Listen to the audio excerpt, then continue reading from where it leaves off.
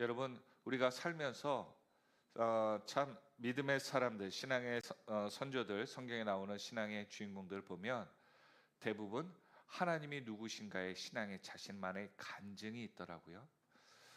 예전에 어떤 그 레크레이션 강사님이 나오셔서 이렇게 얘기를 하시는 거예요. 뭐 아이스 브레이크인가요? 그걸 하는데 여러분 여러분 최근에 좋았던 일들에 대해서 한번 기록해 보십시오. 10 가지 말할 수 있습니까? 그럼 옆에 있는 분들과 함께 짝을 이루어서 10 가지 좋았던 이야기들을 한번 나눠 보십시오. 그러니까 사람들이 신나서 얘기하는 거예요. 뭐 강아지가 뭐 어떻게 했다느니, 또 뭐 자녀가 좋은 성적을 얻었다느니, 뭐 이런저런 재밌게 얘기를 하시더라고요.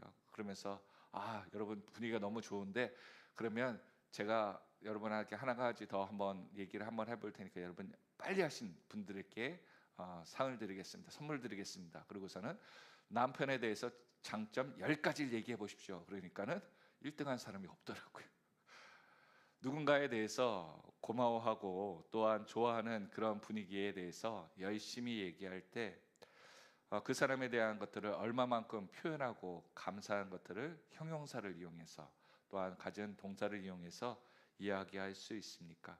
오늘 다윗은 시편 18편의 이 본문을 그대로, 오늘 사무엘하 22장의 말씀을 그대로 18편에 그대로 뭐 거의 다죠, 기록을 해서 남겼습니다. 이 주제는 무엇일까요? 오늘 얘기하신 것처럼 제목처럼 구원하심, 구원에 대한 감사를 기록하고 있죠.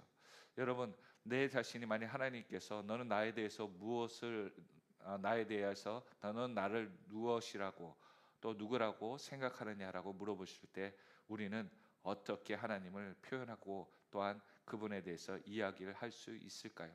그리고 얼마만큼 하나님에 대한 감사를 우리가 기도 가운데 말함으로 표현할 수 있을까요? 그래서 신앙은요, 하나님에 대해서 감사를 해보십시오 그럴 때 그 감사가 끊이지 않는 것, 그리고 그 감사가 더 풍성해지는 것이 신앙이고 깊은 믿음이 돼가는 것 같아요. 그래서 기도 제목이 무엇입니까? 라면요, 글쎄요 기도 제목 별로 없는데요 라고 하시는 분들은 이 감사의 제목을 잃어버리고 사는 거예요.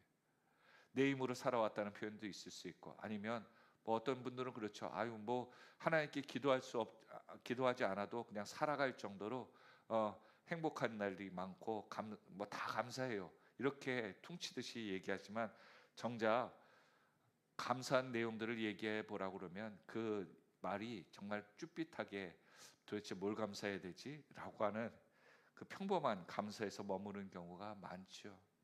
다윗은요, 항상 하나님께 감사하는 이유에 대해서 오늘 성경은 이렇게 얘기하시는 것 같아요. 오늘 1절에 보니까 다윗이 모든 원수의 손과 사울의 손에서 구원하신 그날에 라는 표현을 하면서 다윗은 그 원수의 손에서 구원하신 것에 대한 것을 하나님께 노래로 감사로 아랜다라고 얘기하고 있습니다. 우리는 항상 하나님 앞에 감사를 잃어버리면요, 항상 불평과 원망이 차고 넘치는 것 같아요. 그래서 다윗은 얘기합니다. 내가 형통하고 잘됨으로 감사하는 것이 아니라 하나님께서 원수의 손에서 구원하신 그것으로 나는 잊지 않고 하나님을 평생 찬양하겠다라고 얘기를 하고 있습니다. 우리는 어떠한 감사를 하고 있습니까? 내 기도의 응답, 내가 형통한 것으로 감사를 하고 있습니까? 아니면 다윗처럼 하나님에 대한 지켜주심에 대한 감사를 하고 있습니까? 오늘 본문은요, 이 다윗의 말년에 쓰여졌다는 학설도 있지만 대부분 학자들은 다윗 왕 초기에 사울 왕에서 구원을 받고 그가 왕의 초기에 그들의 일들에 대해서 회고할 때, 초기에 회고할 때, 젊음에 대해서 회고할 때 쓰여진 시라고 알려져 있습니다. 왜냐하면 이후에 밧세바 이후에 그가 자녀들의 죽음 또한 배신들, 그 고통과 수치에 대해서는 이 본문에 오늘 시편 18편이나 사무엘하 22장에서는 언급되지 않는 것을 보았을 때는 아직 그때까지는 가지 않고 다윗이 사울의 손에서 구원받고 나단 선지자에 의해서 하나님께서 다윗을 어떻게 쓰실까에 대한 언약을 7장 4절 이하의 본문처럼 기록한 것 이후에 다윗이 감사해서 하나님께 고백한 내용이다라고 알려주고 있죠. 다윗은 어떻게 하나님을 표현하고 있습니까? 2절에 보니까 여호와는 나의 반석이시고 요새시고 나를 건지시는 자라고 표현하고 있습니다. 즉 다윗에게는 그가 하나님은 의지할 자라는 거예요. 든든한 버팀목이 된다는 거예요. 살면서 우리는 어떠한 믿음의 든든한 반석을 가지고 요새와 같은 지켜주는 분을 가지고 살고 있습니까? 어릴 때는 부모님이 요새시고 반석이겠죠. 그리고 자라가다 보면 동료이고 또한 또래 집단이고 그리고 자라다 보면 자기의 동료들이라든지 교회이고 환경들이 될 것입니다. 그런데 우리는 정작 하나님에 대해서 세상의 무엇보다도 그 든든한 반석이 나를 보호한다는 것을 잊고 살 때가 많습니다. 다윗은 다시 한번 이 2절에 있는 선포처럼 하나님 앞에서 하나님만이 세상의 왕, 군사, 병력 또한 자신이 머물렀던 단단한 예루살렘이 아니라 오직 여호와만이 나의 반석이라고 선포하는 줄 믿으시기 바랍니다. 우리의 신앙 여기까지 가야 되지 않을까요? 내가 막 어려울 때도 하나님 앞에 의지할 만한 그 반석이 되고 나의 기준점이 된다. 요즘 같은 세상에 무엇이라든지 나를 힘들게 하고 나의 기준을 흔드는 그 세상에 하나님만이 나의 든든한 반석이다 라고 고백하는 그 축복이 오늘 저와 여러분의 있기를 예수 그리스도의 이름으로 축원드립니다. 3절에 보니까 하나님께서는 나의 반석의 하나님이시고 방패시고 또한 구원의 뿌리라고 얘기합니다. 이 성전의 성막에 구원의 뿔이 있다라고 얘기하죠. 그래서 이 어려운 일을 당한 사람들은 이 구원의 뿔을 잡고 성전에 있는 뿔을 잡고 있으면 그에게 변론할 기회를 주고 일단은 그가 살인을 하거나 또한 원수진이 있더라도 바로 죽임에 대해서 구원을 받을 수 있었습니다.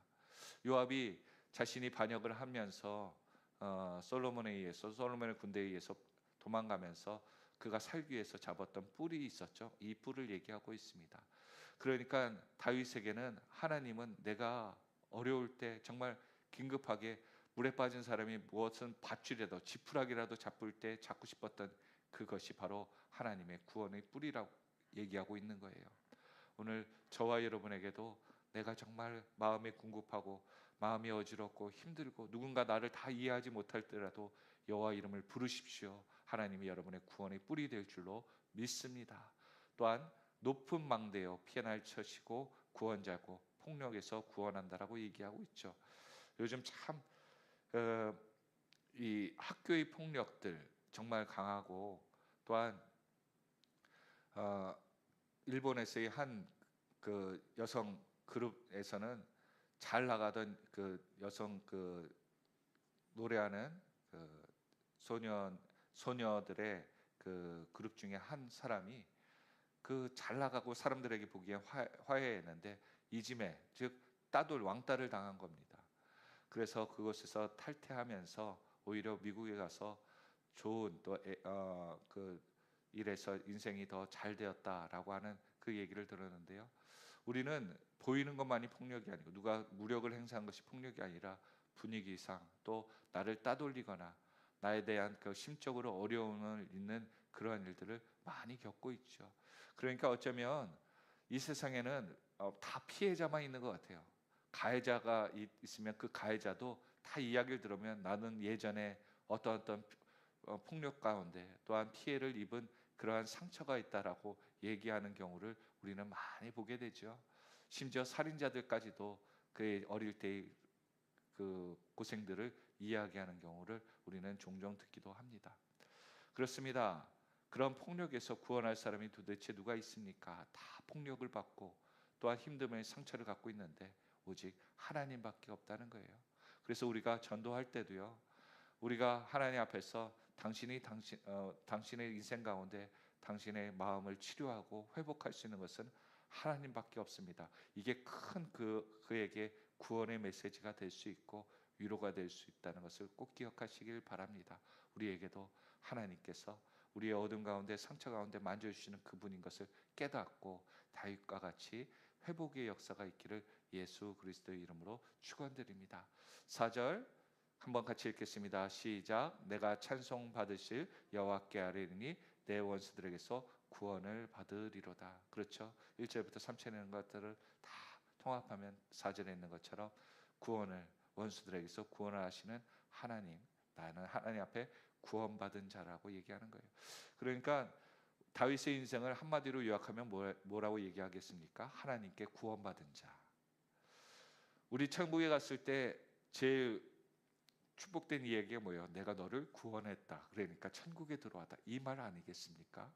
그런데 내가 아무리 교회를 위해서 또한 믿음 생활한다고 했는데 천국의 입구에서 바로 내가 너를 구원한 적이 없어 라고 하면 얼마나 정말 비참한 인생이 되겠습니까?